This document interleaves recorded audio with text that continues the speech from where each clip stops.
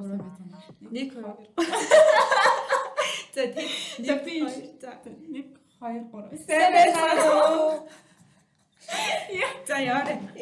Яа бид гурав нэг подкаст гурлаа бичиж байгаа байхгүй өмнөх дугаарыг бичтээ шууд үргэлжлүүлж байгаа. Ер нь бол энэ дугаарлалсан цаанаа бол цаанаа бол нэг өдөр бичиж байгаа шүү энэ. Тэгээ сая эхлүүр нөгөө өмнөх дугаараа гурлаа зэрэг баяртай гэж хэлсэн чинь айгүй гоё санагтаад тэгээд саяны дугаараа гурлаа зэрэг сайн байна уу гэж хэлэх гэсэн чинь бүр баахан фейлдж байгаа сайн нэг юм хэллээ. За тэгээд Жуделожи подкастын маань нэгэн одоо спешиал дугаар өгөр эхэлж байна.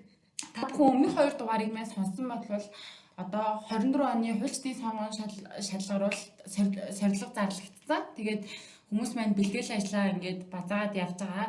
За түүнтэй холбоотойгоор нөгөө сорилго ном, тестийн номны маань хариултгүй тестүүдээс бидэд нэг 3 дугаар бэлтгэж оруулъя гэд ингээд хийгээд явж байгаа. За тэр дугаарын маань бол хамгийн сүүлийн дугаар буюу зөвшөөрлийн тухай хууль болон зүгээр бид нэр иргэнийг ядалж үзүүлэх байна. Гэл тэгвэл гоё. Өнөөдрийн дугаараар бол зөвшөөрлийн тухай хууль болон үнцаасны зах зээлийн тухай хуулийн 10 тэгээд 7 тест тэгэхээр 17 тестийг ер нь бол ажилласнаа та бүхэнд ярьж өгөх юм байна.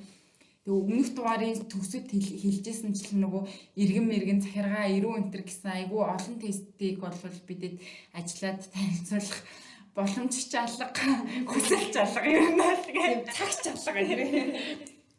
Ажилчил явуулчаарай нэ. Тэгээд ийм цөөхөн тестүүдээ ажиллаад яваад байгаа. Тэгээд тийм байна. Та хоёроо юу байна? окей. Дайч шиг подкаст Өмнөх дугаарын эхлэлийг сансараа бид гурав сайнсхан ярьсан байгаа шүү. шууд орж ирж ирсэн нөгөө подкаст хэргийн мэдээлэл өз хоёр. За тэгээд яг дахиад тэрийг ярих нь тий. Гэтэ өмнөдөө адилхан юм ярихгүй яа. Үгүй гэхдээ та нар одоо манай подкастыг сонсороо жишээ яасан гэдгсэн чинь амар нийтдээ өмнөх дугаар дээр нөгөө юу тест ирсэн шүү дээ. Тэгсэн чинь тэр 3 хоногийн дотор 125 views болсон шүү. Тэгсэн чинь үгүй 125 чи бид дууртай амар ихтэх үү.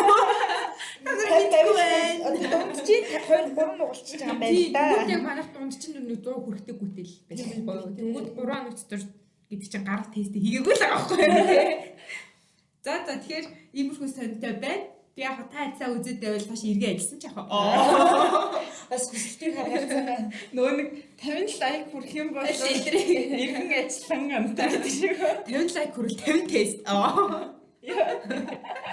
Яа. Саб мав дараарай. Тэгвэл бид гур айгу мөрөөрөө манай саб энэ айгуусаа явсан байгаа шүү. За Зүгөрөө л явдээ. Нэг мэдгэл хүмүүс үзсэн байдیں۔ За тэгэхээр зөвшөөрлийн тухай хууль дээр бол нийтдээ 10 тест байгаа юм байна. За юу гэж хэлж байгаа вэ гэх юм бол нэгдүгээр тест нь ОХХК эрчим хүчний зөвшөөрлөх хороонд хандан эрчим хүчээр хангах тусгай зөвшөөрөл өгсөж өргөдөл гаргажээ. За тэгээ өргөдөлтөө компаниг итгэмжлэгүйгээр төлөвлөх эрх бүхий этгээдээр гаргаж зургалаг байна. Энэ тохиолдолд өргөдлийг хүлээн авах уу гэдэг ийм тест байна. Тэгэхээр ер нь бол яг айгүй тийм ерөнхий өргөдөлт одоо тэр тамга тэмдэг гар усыг байх хэрэгтэй мөн гэдэгтэй холбоотой. За тэгээд зүүн хариулт нь бол A буюу хүлээж авахгүй. За өргөдөл нь иргэдээс төрийн байгууллага албан тушааланд гаргасан өргөдөл гомдлыг шийдвэрлэх тухай заасан нийтлэг шалгаар хангасан байх ёстой гэдэг хариулт бол зөв байгаа. За яагаад үг гэх юм бол зөвшөөрлийн тухай хуулийн 5.1.2 дугаараас зааснаар иргэдээс тэр төрийн байгууллага албан тушааланд гаргасан өргөдөл гомдлыг шийдвэрлэх тухай хуулийг бол ингээд энэ хуультай бас ер нь бол ингээд цуг баримталж байна. Тэр хуулийг бас мөн дагаж мөрднөө буюу зөвшөөрлийг одоо ямар нэгэн тусгай зөвшөөрлөсөн өргөдөл гомдол гаргахтаа мөн тэр хууль заасан одоо иймэрхүү ерөнхий шаардлагуудыг нэн төрөнд бол хангасан байх шаардлагатай байна.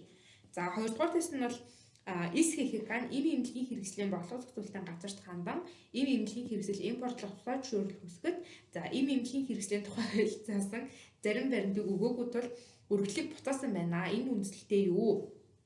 Тэрхүү энэ захааны байгууллага өргөл буцаасан үйлдэл нь үндсэлтэй юу гэдэг ийм асуулт байна. За хариулт нь бол C буюу үндслэлгүй гэж үзсэн. За яагаад вэ гэх юм бол энэ нөгөө зарим баримт бичгийн ийм дутуу буюу одоо бүрдлэн гээд бүрэн хангагдахгүй байгаа тохиолдолд тус хуулийн 5.2-ийн 5.2-ийн 2 болон 5.2-ийн 4 засны дагуу тэрхүү баримт бичгийг хүн бүрдүүлэх хугацаа олох ёстой. Тэрхүү хугацаа нь 30 хүртэл одоо нэг ийм хугацаа байдаг юм байна. За тэгэхээр энэ тохиолдлын хувьд болохоор тэр баримт бичиг бол шууд буцаахгүй баримт бичгийн бүрдүүлэлтийг хангах 30 хүртэл хоног хугацаа олох хэрэгтэй байх нэ. За. За дараагийн 4-р асуулт нь болохоор Нэрс би 3-2. За 3-р тест нь болохоор ДХХК эм эмнэлгийн хэрэгслийн борлого зохицуулалтын газар тандан эм эмнэлгийн хэрэгсэл импортлох тусгай зөвшөөрөл хүсгэл эм эмнэлгийн хэрэгслийн тухай заасан зарим баримтыг өгөөгүй тул нөхөн мөрдөл хугацаа тогтоож өгсөн. За энэ бол нэг өмнөх тестийн хариуны яваад байгаа байхгүй. За гэвч энэ хугацаанд баримтаа өгөөгүй тул зөвшөөрөл олохоос татгалзах шийдвэр гаргажээ. Энэ үндэслэлтэй юу гэдгийгсэн байна. За яг гол асуулт нь бол нөгөө зөвшөөрөл олохоос бүр татгалзчихсан юм шийдвэр гаргасан байгаа. За тэгэхээр энэ шийдвэр үндэслэлтэй юу байгаа? За хариулт нь A буюу үндэслэлгүй. Яг гэх юм бол энэ хугацаанд баримтчиг нөхөн бүрдүүлэлт ирүүлээгүй бол өргөдөл бүр гаргаагүй тооцдог ийм зохицуулалт нь тус улсын 5-2-ын 4-т бол заажээ. За тэгэхээр зүгээр л бол 3 A. Дан нэг зүгштэй. Жигнэсээ дүржсэн заяа. За энэ ЭГХХК нь болохоор өндөр төвөгшөлтэй барилгын ажил гүйцэтгэх тусгай зөвшөөрөл гэдэг ийм нэртэй зөвшөөрөл эрх бүхий байгууллагаас хүссэн юм байна.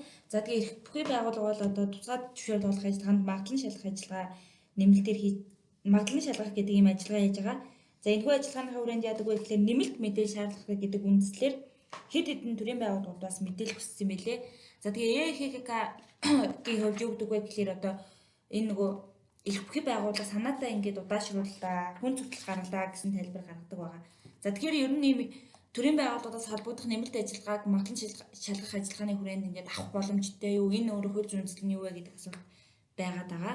За энэ тестийн маань зөв хариулт нь бол Д хариулт байгаа. За ийм нэмэлт ажиллагаа хийгдэх боломжтой.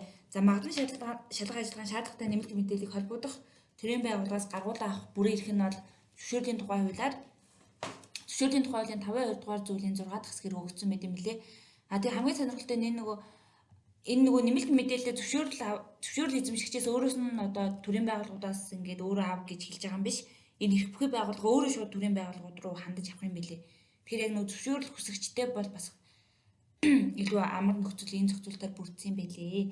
За дараагийнх нь бас яг саяны тохиолдолтой төстэй юм байна. За уу гэдэг компани бол бас өндөр төвшөлтэй барилгын ажил гүйцэтгэх тусгай зөвшөөрлийг ингээ хүссэн байгаа. За тэгээд нөгөө эрх бүхий байгууллага нь бол одоо магадлан шалгах ажиллагааны хүрээнд хэд хэдэн төрлийн байгууллагуудаас мэдээлэл шаардсан. За тэгэнгүүтээ магадлан шалгах ажиллагаа явагдсны дараа эрх бүхий байгууллага тусгай зөвшөөрөл олгохыг ажиллагаа шууд төдөлзүүлэх шийдвэр гаргасан байгаа. Тэгэхээр ингээд тусгай зөвшөөрөл олох ажиллагаа шууд төдөлзүүлэх шийдвэр гаргаж болох уу? Ялангуяа магадлан шийдэх ажиллагааны дараа гэсэн ийм асуулт байна гэж харсан. За зөв хариулт нь бол Б хувилбар байгаа. Ер нь бол буруу гэдэг ийм хариулт гарч байгаа. За хуулийн зохицуулалт нь болохоор зөвшөөрлийн тухай хуулийн 5-2-8 гэдэг заалт. За үүгээр бол эрх бүхий этгээд магадлан шалгах ажиллагааг дуусгасан болвол ажлын 5 өдөр багтаа зөвшөөрөл олох хэсэг шийдвэр гаргана гэж байгаа. Тэгэхээр зөвшөөрөл олох уугүй юу л гэдэг хоёр агуулгын шийдвэр гарна. Төдөлзүүлнэ гэдэг шийдвэр гарахгүй гэсэн үг. За дараагийн 6 дугаар асуултын тухайд гэвэл за А гэдэг компани нь бол одоо эм эмнэлгийн хэрэгсэл экспортлох тухайд тусгай зөвшөөрлийг ингээ эрх бүхий байгууллагад гаргасан байдаг. За тэгээ эрх бүхий байгууллагаас бол одоо эм эмнэлгийн хэрэгслийн тухай заасан шаардлага хангаагүйгээд зөвшөөрөл олохоос татгалзаж шийдвэрлсэн. За хамгийн гол зүйл нь болохоор за энэ татгалзсан шийдвэртэй зүгээр ингээд татгалзсан гэдгээ л бичсэн байгаа. Өөр юм нэмэлтээ тусгаагүй гэсэн. Тэгэхээр энэ үндэслэлтэй юу гэдэг асуулт байгаа. За зөв хариулт нь бол Б хариулт байгаа. Үндэслэлгүй. За яагаад вэ гэхээр зөвшөөрлийн тухай хуулийн 5-2-ийн 9-т за эрх бүхий этгээд зөвшөөрөл олохоос татгалзаж байгаа бол тэрхүү татгалзсан мэдээлэл дотроо татгалзаж байгаа үндэслэлээ тодорхой заасан байна. Тэгэхээр татгалзлаа гэж зүгээр бичиж өгөх бол одоо хуулийн шаардлага хангахгүй байх нэ. За 7 дугаар асуултын тухайд за К гэдэг компани болохоор гадаадаас нэр бүхий ажилтныг хөдөлмөр эрхлүүлэхээр уурхаар хөдөлмөрийн асуудал хариуцсан төрийн захиргааны байгууллага зөвшөөрөл хүсэж хандсан. За хамгийн гол нь одоо энэ хамгийн гол ач холбогдолтой нөхцөл нь юу вэ гэхээр эрх бүхий байгууллагад зөвшөөрөл хүсээд хандсан чинь тухайн байгууллага нь одоо шийдвэрлэх хугацааны дотор хариу өгөөг байгаа.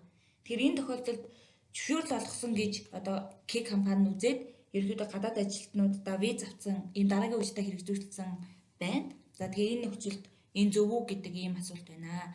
За зөвшөөрлийн тухай энэ 2022 он шинжилгээ хариулсан зөвшөөрлийн тухай хуулиар бол одоо эрх бүхий этгээд яг ингээд хуульд заасан хугацаанд зөвшөөрлийн шийдвэрлэх асуудал ингээд хариу өгөөгүй бол зөвшөөрлийг шууд автоматар олгогдсон гэж үзэхээр байгаа. Тэгэхээр одоо манай одоогийн тохиолдолд маань бол тухайн одоо хөдөлмөрийн нийгмийн хамгааллын яам ингээд хариу өгөөгүй байна. Хугацаанд нь хариу өгөөгүй. Тэгэхээр ер нь зөвшөөрөл олгогдсон гэж үзээд ажилчнуудынхаа одоо визаг захиалсан үйлдэл нь бол зөв болж таарж байна. Тэгэхээр D гэсэн үг зөвөрөл. Тийм. Тэгээд D хариулт зөв юм байна. За 8 дахь тестийн хувьд гэвэл Зао гэдэг компани барилга угсралтын ажил эрхэлдэг юм байна. За тэгээд хоногт 50 шм-ээс бага ус ашиглах энгийн зөвшөөрлийг эзэмшдэг гинэ. За тэгээд зөвшөөрөл нь бол ингээд нэг хугацаанд дуусах тухцсан учраас сонгуул хөрөгдлөө хууль засаг хугацааны дотор ингээд эрх бүхий байгууллагад гаргаж байгаа. Тэр нь болохоор дүүргийн засаг даргахад эрх бүхий байгууллагч юу хүсэлтэд гаргацсан байсан чинь дүүргийн засаг даргаас одоо холбогдох мэрэгжилт нээлж амралт авсан байна гэдэг ийм хариу өгөөд татгалзсан. Тэгэхээр энэ холбогдох мэрэгжилтэд ээлж амралт авсан гэдэг одоо ийм үндэслэл нь өөрөө одоо үндэслэл бүхий хариулт мөн үгүй юу гэдэг ийм асуулт байгаа. За зөв хариулт нь бол А буюу үндэслэл үе. За өргөдлийг хүлээн авахаас үндэслэлгүйгээр татгалзах хэрэггүй гэж байгаа. За энэ болохоор зөвшөөрлийн тухай хуулийн 5-2-т өргөдөл шийдвэрлэх журам гэж байгаа. За энэ дээр бүр яг ингээд тодорхой заасан. Эрх бүхий тэгээд зөвшөөрлөгдсөн өргөдлийг хүлээн авахаас үндэслэлгүйгээр татгалзах хэрэггүй. За тэгээ өргөдлийг хүлээн авсан тухай зөвшөөрлөх хүсэж мэдэгдэн тэгээ бүртгэл хөтлөн гэдэг ийм зүйлээ тийм үлээ. Тэгэхээр одоо ээлж амралтаа авсан ч юм уу ийм үндэслэгүй нөхцөл байдал бол татгалзах эрхийг эрх бүхий этгээдэд олгоогүй гэсэн үг ээ. За дараагийн тест нь бол 9-р тест байгаа. Зөвшөөрлийн хуулийн 9-р тест гэсэн үг. За 9-р тест нь юу гэж авъя гэж тэгэхээр за нэг компани бол олон сувг дамжуулах үйлчлэгээ эрхэлдэг тусгай зөвшөөрлийг бол авсан 2021 онд. За гэхдээ 2021 онд энэ зөвшөөрлийг авснаасаа хойш бол яг энэ тусгай зөвшөөрлийнхөө давах үйл ажиллагааг явуулаагүй байгаа юм лээ. За тэнгүүд яасан бэ гэхээр харилцаа холбооны зохицуулах хорооноос болохоор тусгай зөвшөөрлийг нь хүчингүй болгосон. За үндэслэл нь 2 жилийн хугацаанд тусгай зөвшөөрлийнхөө үйл ажиллагааг эхлэхгүй гэдэг үндэслэлээр хүчингүй болгосон байна. За тэгэхээр яг тухайн компанийн хуульч бол за наа чи үндэслэхгүй шийдвэр байна гэж ингэж маргаж байгаа. За тэгээд энэ маргаж байгаа нь үндэслэлтэй юу гэсэн ийм асуулт байгаа маа. За энэ тестийн зөв хариулт бол C. Хуульчийн маргаж байгаа нь бол үндэслэлтэй. За яагаад вэ гэж тэгэхээр зөвшөөрлийн хуулийн 6-гийн 1-р зүйл 6-гийн 1-2 дээр болохоор ямар одоо харилцааг зохицуулсан бэ гэж тэгэхээр 6-гийн 1 дээр зөвшөөрлийг түтгэлзүүлэх гэдэг нэг ийм зохицуулт байгаа. 6-гийн 2 дээр бол зөвшөөрлийг хүчингүй болгох гэсэн ийм юу байгаа зохицуулт байгаа гэсэн үг. За тэгээд 6-гийн 1 дээр бол яг ийм нэг 3 нөхцөлийг зааж өгөөд энэ 3 нөхцөл хэрвээ үүссэн байх юм бол зөвшөөрлийг 3 хүртэл сарын хугацаагаар түтгэлзүүлдэг юм байна л да. За тэгэхээр энэ 3 нөхцөл нь бол нэгдүгээрт тухайн зөвшөөрөл эзэмшигч нь нөгөө зөвшөөрлийнхөө нөхцөлийг хангахгүй болсон тохиолдолд бол түтгэлзүүлдэг байх нь. За хоёрдугаарт нөгөө мэдээ тайлангаа зөвшөөрлөлтөй үйл ажиллагаа эрхэлж байгаа этгээдүүд чинь нөгөө тайлангаа зохицуулах байгууллагатаа гаргаж өгч явах хэрэгтэй. За тэр нь бол наривчсан нөгөө хууль журмуудаараа зохицуулагддаг. За тэрийг хугацаанд нь гаргаж өгөөгүй за эсвэл буруу гаргаж өгсөн гэсэн үндэслэл тогтоогдох юм бол бас түтгэлзүүлдэг. За гурав дахь үндэслэл нь бол нөгөө зөвшөөрөл авснаас хойш 2 жил үйл ажиллагаа эрхлээгүй за тэгээ үйл ажиллагаа зогсоосон байх юм бол бас түтгэлзүүлдэг байх. Ийм гурван үндэслэл байх юм бол үйл ажиллагааг нь 3 хүртэлх сарын хугацаагаар зохицуулах байгууллага нь бол түтгэлзүүлэх ийм шийдвэр гаргадаг. За тэгээд харин нөгөө түтгэлзүүлсэн тэр шалтгаан нөхцөлөө арилгаагүй байх юм бол харин нөгөө юу туслах гэдэг үндэслэл рүүгээ яваад орчдөг юм бэлээ. За тэгэхээр 9 дахь тест юм бол C хариулт буюу үндэслэлтэй энэ тохиолдолд зөвшөөрлийг 3 цаг хүртэлх хугацаагаар түтгэлзүүлэх ёстой байсан гэдэг энэ хариулт нь зөв байх нэ. За зөвшөөрлийн хуулийн сүүлийн тест буюу 10 дахь тест байгаа. За энэ юу гэж нэ гэж тэгэхээр харилцаа холбооны зохицуулах хорооноос бол тусгай зөвшөөрөл эзэмшигч нэг компаниг бол тусгай зөвшөөрлийнхоо тэр нөхцөл шаардлагыг ноцтой зөрчсөн гэсэн ийм үндслэлээр олон сувг дамжуулах тусгай зөвшөөрлийг нь хүчингүй болгох шийдвэр гаргасан байна. За тэгсэн чинь одоо тухайн компани хуулийн зөвлөх нь бол захиргааны байгууллага хуулийг буруу эргэлсэн гэж маргаан үсгэсэн байна. За тэгээ шийдвэр үндслэлтэй юу гэж байгаа энэ юу гэж аав гэдэг тэгэхээр нөгөө зөвшөөрлийн нөхцөл шаардлагыг ностой зөрчсөн гэсэн үндслэлээр зөвшөөрлийг нь хүчингүй болгосон энэ шийдвэр үндслэлтэй юу гэсэн асуулт байгаа юм лээ. За тэгэхээр энэ хариултыг ер нь бас эргэлзэж байгаад C гэдэг энэ хариултыг сонгосон байгаа. Энэ үндслэлгүй буюу зөвшөөрлийн эзэмшигч нь зөвшөөрлийн нөхцөл шаардлагыг 2 буюу түүнээс дээш удаа зөрчсөн бол хүчингүй болгоно гэдэг энэ хариулт нь зүг гэж үзсэн. За хуулийн үндслэл нь бол зөвшөөрлийн тухай хуулийн 6-гийн 2-ийн 1-ийн 4-ийг сонгосон байгаа. За 6-гийн 2-ийн 1-ийн 4 дээр бол яг энэ байгаа. Зөвшөөрөл эзэмшигч нь зөвшөөрлийн нөхцөл шаардлагыг 2 ба түүнээс дээш удаа зөрчсөн бол зөвшөөрлийг хүчингүй болгоно гэдэг ийм заалт байгаа. За энэ одоо кейс дээр маань юу гэж өгсөн байгаа вэ гэдэг тэгэхээр ноцтой зөрчсөн гэсэн үндслэлээр бол хүчингүй болгосон гэж байгаа. Яг энэ ноцтой хэдэн удаа гэдэг нь нэгдүгээр байхгүй. Тэгээд яг нөгөө хэрвээ ноцтой зөрчил байвал тэгээ юг хүчингүй болгоно. Зөвшөөрлөг хүчингүй болгоно гэдэг үндслэл нэгдүгээр хуульд байхгүй байлээ. Нөгөө талаасаа ноцтой зөрчил гэдгийг хэрвээ хуульчлал бас яг ямар зөрчлөөр ноцтой зөрчилд орох вэ гэдэг тийм одоо тодорхойлтыг хуульчлах шаардлага бас гарах хэрэгтэй байсан баг. Тэгэхээр ностой зөрчил гэдэг тийм тодорхойлт байхгүй үндэслэл байхгүйсэн учраас энэ 2 буюу түүнээс дээш удаа зөрчсөн бол хүчингүй болгоно гэдэг хариултын зөв байна гэдэг шийдвэрт хүрсэн байгаа. За ингээд энэ үрээд бол зөвшөөрлийн тухай хуулийн маань 10 тест тусч байна. За дараагийн тест нь болохоор үнцасны зах зээлийн тухайлын 7 тестийг ярилцах чинь. За та нар ярилцах жоохоо бид гурав ярилцах чинь. За тэгээ энэ тест нь болохоор яг тестийн номны 763 дугаар хуудаснаас бол эхэлж байгаа. За нэгдүгээр тест нь хэн өөрийн эзэмшлиг үнцасаа худалдсан бөгөөд үнцас худалдагчийн дансанд байгаа зохих тооны үнэт цасыг худалдаа авахчийн дансанд байршуулах ажиллагааг ямар үйл ажиллагаа гэж үзэх вэ гэдэг одоо ийм тест байсан. За энийг бол би ихтэй айгу логикоор хийсэн. Энийг би хайгаад яг үндэ юунаас хүлээс болоогүй заяа. За хариултууд нь юу байгаа гэх юм бол A дээр нь тооцооны үйл ажиллагаа, B дээр нь төлбөр үйл ажиллагаа, C дээр нь зөвлөгөө үйл ажиллагаа, D дээр нь үнцасны итгэмжлэл удирдах үйл ажиллагаа гэдэг ийм дөрвөн хариулт байгаа. C, D бол биш байгаа. Тэнгүүдээ B бол яг энэ хоёр дахь тестний хариулт байгаа. Тэгэхээр нэгдүгээр тестний хариулт нь юу гэж тарж байгаа нөхөр A буюу үнцасны арилжааны тооцооны үйл ажиллагаа энэ тохиолдолд болж байна гэж үзсэн. Яг хуулийн 44-ийн 1-ийг харах юм бол үнцасны арилжааны тооцооны болон төлбөрийн үйл ажиллагаа гэдэг энэ хоёрыг ер нь нэг ингээд зохицуулчихсан одоо ийм байгаад байгаа болохоор яг гоо жоохон арай номноос харах хэрэгтэй байсан болов гэж бас бодсон. Арай жоохон онлайн тим юм байсан байж магадгүй. Тэгвэл туйл дээр бол яг үнцасны арилжааны тооцооны болон төлбөрийн үйл ажиллагаа гэдэг нэг л юм тусгай зөвшөөрлөлтэй байгаа юм лээ. За хоёрдугаар тестээ хариулт нь бол хэлсэн. Гэхдээ ХХК-ны үнцасны зах зээл дээр үнцасны төлбөр хийгдэх бэлтгэлийг ханган за төлбөр гүйцэтгэх даалгаврыг эрх бүхий төлбөрийн байгууллагад илгээх ажиллагааг хийж гүйцэтгэдэг бол энэ нь ямар үйл ажиллагааг одоо ямар мэргэжлийн үйл ажиллагааг хэлэх вэ гэдэг ийм тест байгаа.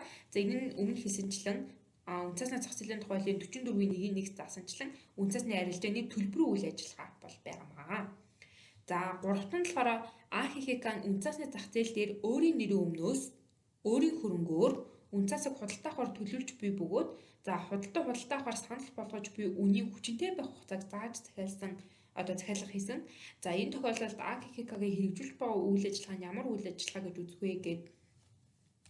За тэгээ хариултууд нь бол брокер, дилер, хөрөнгө оруулалтын зөвлөх, за эсвэл итгэмжлэл удирдах үйл ажиллагаа гэдэг ийм дөрвөн хариулттай. За энэ тохиолдолд АХХК нь өөрийн нэрийн өмнөөс өөрийн хөрөнгөөр хийж байгаа учраас тестийн B буюу үнцасны дилер үйл ажиллагаа бол байгаа. За энэ хуулийн 37-гийн 1 дээр үнцасны дилер үйл ажиллагааны тодорхойлолт бол байсан гэсэн үг. За брокерийн хувьд бол харин харилцагчийн хөрөнгөөр түүний нэрийн өмнөөс хийдэг ийм ялгаатай. За хөрөнгө оруулалтын зөвлөх энэ төр бол одоо дараагийн тестүүд дээр бол гарах юм билээ. За тэгэхээр гол ялгах юм нь тэр компани өөрийн нэрийн өмнөөс өөрийн хөрөнгөөр хийж байгаа бол энэ бол дилерийн үйл ажиллагаа.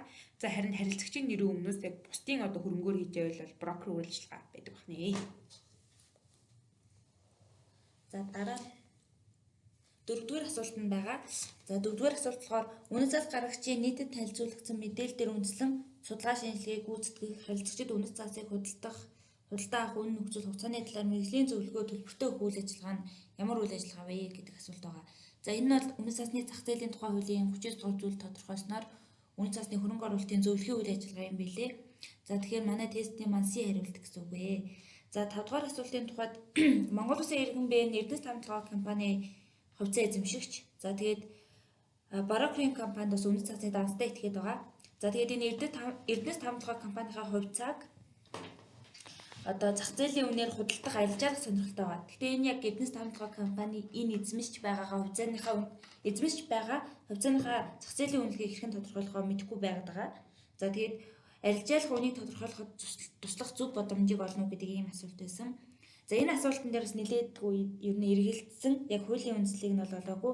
Гэхдээ одоо нөгөө нийтэд илэрхий баримтаар эднэс хамтлага компани хувьцааг ер нь бид нар ч гэсэн тий хувьцааг нь бол худалдаж болдгоо гэдэг ийм нөгөө таамаг юун дээр мэдээлэл дээрээс тулгуурлаад энэ хөдөлтийн хариултыг сонгосон. За үнэт цаасыг одоогоор үнэт цаасны зах зээл дээр арилжуулах боломжгүй гэдэг ийм хариулт гарч байна. За 6 дугаар асуулт нь бол за Тэнгис гэдэг ийм үнэт цаасны компани байна. За тэгээ энэ бол санхүүгийн зохицуулах хороонд бүртгэлтэй ийм Android-ийн зохицуулалтын үйл ажиллагаа эрхлэх тусгай зөвшөөрөл авсан үнэт цаасны компани байна. Android гэдэг юм байна. За ийм компани юм байна. За тэнгуүтээ за тэрээр өөрийн өмчлөлт байгаа Далай гэдэг ийм компани 1 сая ширхгийг хаалттай өөрийн хэрэглийг шууд худалдаах гэрээ байгуулах хүсэлтэй байгаа. За тусаа ажиллагчийг аль зах зээл дээр хийж гүйцэтгэх боломжтой вэ гэдэг ийм асуулт байгаа.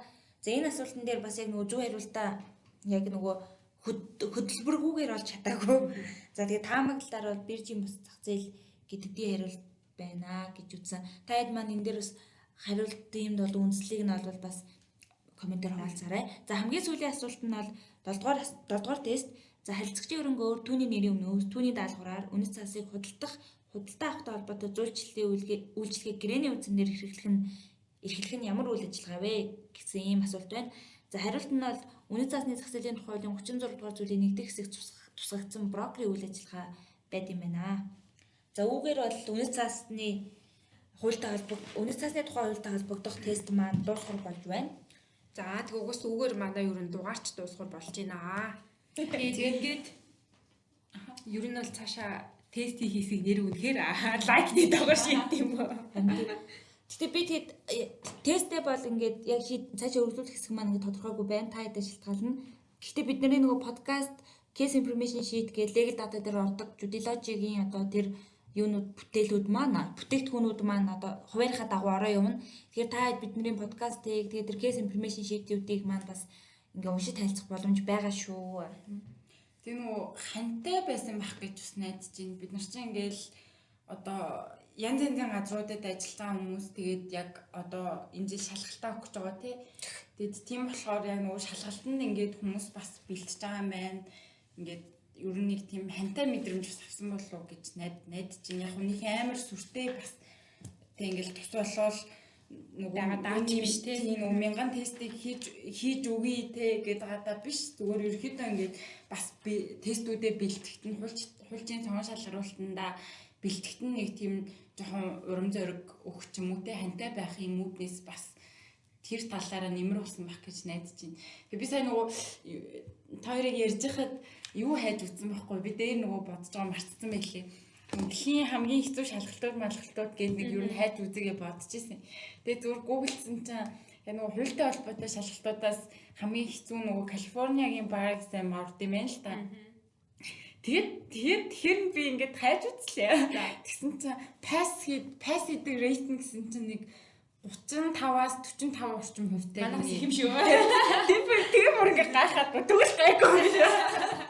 Тэгсэн чи яг нөгөө юу н хэцүү байд юм байна л да. Нөгөө одоо бодлого тийм нөгөө асуулт нөгөө нэг цагийн хугацаатай жишээ нь буюу нийтдээ миний бодлоор 5 цагийн хугацаатай 5 SMS-ээ бичдэг. Тэгээ нөгөө нэг юу олон хариулттай тест месттэй л байд юм байна л да. Тэгэхээр ер нь яг нөгөө шалгалтын хувьд өөрөө хүнд шалгалт байд юм шиг байна. Өгж байгаа хүмүүс нь бас сайн байна. Тэгээ 30-40% таа тэгэхээр бас тийм юу аа тийм бидний хувьд чинь нэг 20-20% таа гэдэг лүү баг тийм гэдэг чинь ер нь бол нэг 10-аас 15 орчим хувьтай л тэнцдэг. 1000 өгвөл нэг 150-200 орчим хүн тэнцэх шиг байдаг тийм. Тэгэхээр чин пасс рейт нь бас амар бага байгаа тийм. Тэгээд бас нөгөө талаасаа юу яадаг гинэ Калифорнигийн байр экзамен болохоор нөгөө бэлтгэл хугацаанд дунджаар 8-аас 17 хоногийн хугацаанд 7 хоногийн 40 цагийн бэлтгэл шаарддаг гинэ энэ дундаж хугацаа цагийн ажил хийж байгаа шиг 8-аас 17 хоног гинэ тэгэхээр 17-оос 2 сар тийм 2 сар гарсан хугацаанд бүтэн цагийн бэлтгэл шаарддаг. Тэгэхээр манай одоо сонсогчид маань ажил мэжлээ давхар хийж байгаа бол Та нар мундаг шүү. Ажлаа давхарыг шалгалтандаа бэлтэж байгаа хэдүүлээ айгүй мундаг шүү гэж хэлээ. Тэгээд гурван ч гэсэн мундаг шүү жишээ. Тэгээд тестэнд бэлдэх бас арга зүй ч юм уу эсвэл зүгээр ингээд шалгалтанд бэлдэх хугацаанд бас сэтгэл зүй эсвэл одоо хоолны дэглэм нойр морь ч юм уу бусад асуудлаар зөвлөлдөх зүйл байвал комментээр бас үлдээгээрэй. Тэр бас нэр гоё санаа тий. Шалгалтанд бэлтгэхэд юу анхаарах талаар ч юм уу. Тэг яг дүр би тур амар хандлт авах гэдэг байгаа ч юм биш. Бид гур угаасаа л хийдэг байсан. Тийм тэгээд яг бас хийсэн жигтэй сонирхолтой байсан. Тестүүд ирсэн чинь. За тэгээд энэ хүрээд ер нь бол яг энэ удаагийн спешиал ингээ 3 дугаараа дуусгаад тэгээд та бүхнийхээ бүгднийх нь хуульчийн сонгон шалгаруулалтанд нь амжилт хүсье. Тэгээд айгүй олон одоо хүмүүс хулж байгаа сонгонд тэнцээд өөрөө өгсөн оног аваад хуульч болоод тэгээд цаашаа хуульчаараа бас айгүй мундаг ажиллах гэж найдаж байна. Үнэ. Тэгээд бүгдээр мундаг хуульч болоорой. Тэгээд дараа нь яг дахиад ийм дугаар хийвэл төсгөл нь дахин хэлэх болно. Тэгээд яг одоо сар гарны хугацаа биш те. Ер нь хуульчийн сонгоны дараа нөгөө сониос нэрээ сони юм байна. Тэгээд нодлон хуульчдын сонгон яг зарлагдаад сонгон шалгуулалт болоод дуусны дараа Монголын хуульчдын холбоо одоо нөгөө бодлогын шалгалтад ирсэн 3 салбар их зүйн бодлого нийтдээ байршуулсан байдаг. За бид бас тэр салбар их зүйн бодлогоодынх нь одоо төсөөд өвөл баримт бүхий бодит шүүхийн шийдвэрүүдийг нь хайж олоод 3 дугаар тусгай дугаар бэлдээ хүргэжсэн. Тэрхүү 3 дугаар маань бас яг энэ манай подкастн дээр байршсан байгаа. Та хэд маань одоо бодлогын талаар одоохондоо ингээд ойлголт аваагүй байвал эсвэл одоо ингээд ямар шүү бодлого ирдэм байх гэдгийг сонирхч ивэл тэр 3 дугаарыг сонсоорой гэж бас санал болгоё. Би тэдээс комментоор линкүүдийг холбочих. Тэгээд яг энэний өмнө нь хэлчихсэн байх гэхээр энэ жилийн хуульчдын сонгоо ингээ ямар нэгэн байдлаар ингээ болоод дуусна. Тэгээд тэрний дараа бас ингээ бодлогоудтай нь одоо холбоотойгоор эргэж бас бид нэр дугаар бэлтгэхийг үгүйсэхгүй. Тэгэхээр бас сонирхолтой болох байхаа гэж бодож байна. Тэнцвэл бодлогын шалгалтын 3 дугаар тэнцэхгүй л хийхгүй. Тэг өөртөө ойлгоно. Тэгээд та дугаар оргонгүй хараад байжээ. За энэ үрд дуусах уу? За тэгвэл 1 2 3 баяртай шүү дээ. 1 2 3 баяртай.